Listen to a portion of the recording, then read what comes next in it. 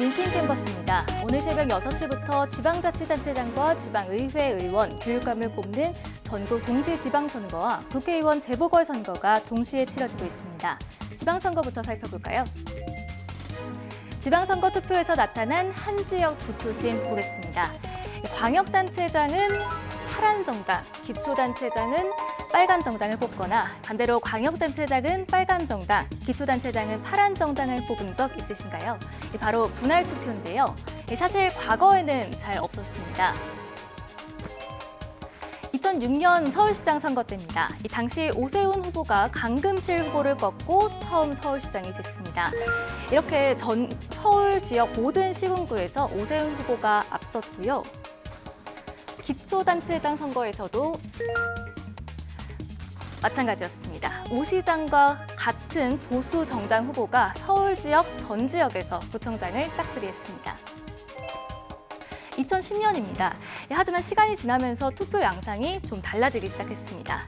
2010년 서울시장 선거를 보시면요. 이번에도 오세훈 후보가 진보 정당인 한명숙 후보를 꺾고 재선에 성공했는데요.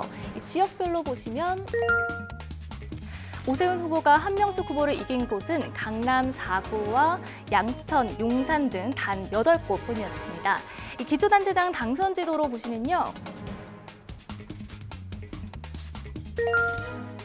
보수가 4곳으로 더 쪼그라들었습니다. 21개 지역에서 민주당 구청장이 당선된 건데요. 한번 비교해 볼까요? 이렇게 보라색으로 표시된 부분입니다. 강동, 영등포, 양천, 용산, 중구, 그리고 중랑까지 6곳에서 엇갈린 결과가 나왔습니다. 강동, 중구, 용산 등 이 5곳에서는 광역단체장으로 진보 한명숙 후보를 선택했지만 기초단체장은 보수 후보를 당선시켰고요. 중랑의 경우는 보수 오세훈 후보를 서울시장으로 뽑으면서도 구청장은 진보 후보를 밀어줬습니다. 실제로 당시에 썼던 한 조사를 살펴보시면 오세훈 후보를 뽑았다는 응답자 중에 10명 가운데 2명이 다른 정당 구청장을 뽑았다고 말했고요.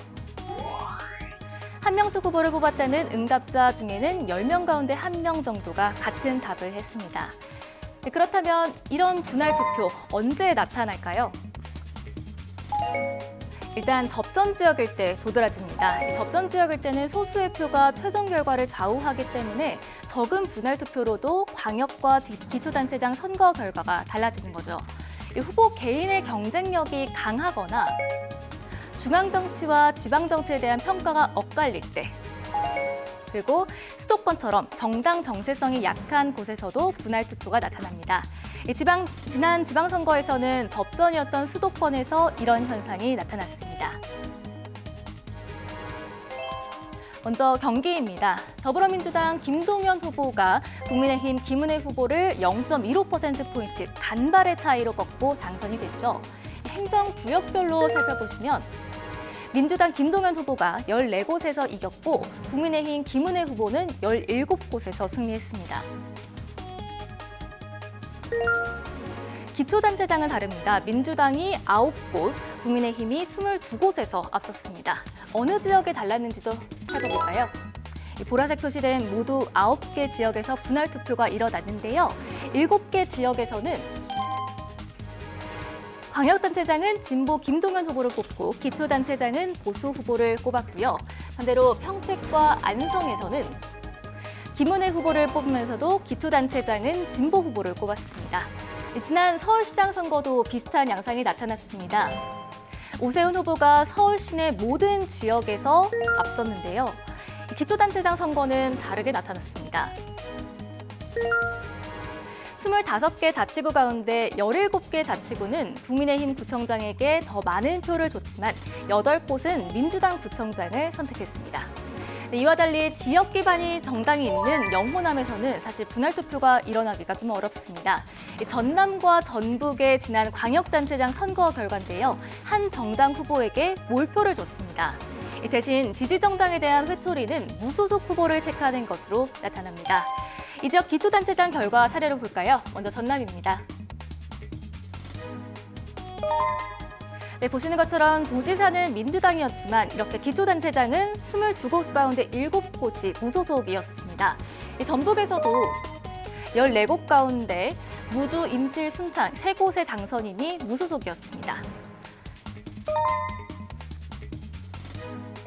보수정당 지지자가 많은 경남, 경북도 마찬가지입니다. 모든 지역에서 보수정당 도지사를 뽑았지만 기초단체장 선거는 달랐습니다.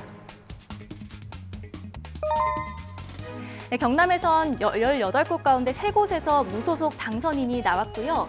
경북에서는 23곳 가운데 울릉, 의성, 영천 3곳에서 당선인이 무소속이었습니다. 그런데 남해에서는